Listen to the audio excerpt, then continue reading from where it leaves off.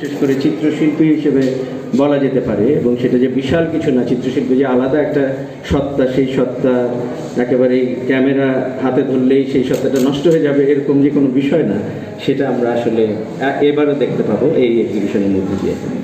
আর আরেকটা জিনিস আমার মনে হয় যে এই এই এক্সিবিশনের পিছনে যে কিউরেটোরিয়াল ভাবনা আছে, শিল্পী নিজেরও ভেবেছেন যে কিভাবে উনি দূষণটাকে দেখাবেন, সেটা আলাদা আলাদা করে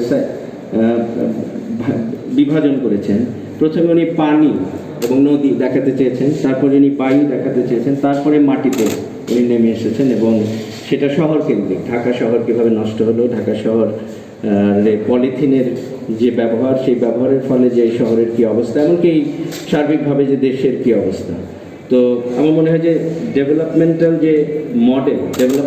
যে মডেল আমরা গ্রহণ করে নিয়েছি, সেখানে একটা সমস্যা রয়ে গেছে। এটা নিয়ে সবচেয়ে ভালো আনু ভাইরা, এমনকি কবির ভাইও বলতে পারবেন। তো সেই মডেল নিয়ে আমাদের ভাবতে হবে, এবং যেই রাষ্ট্র আমরা ভবিষ্যতে চাচ্ছি, সেই রাষ্ট্র কী ধরনের উন্নয়নের মডেল বেছে নিবে,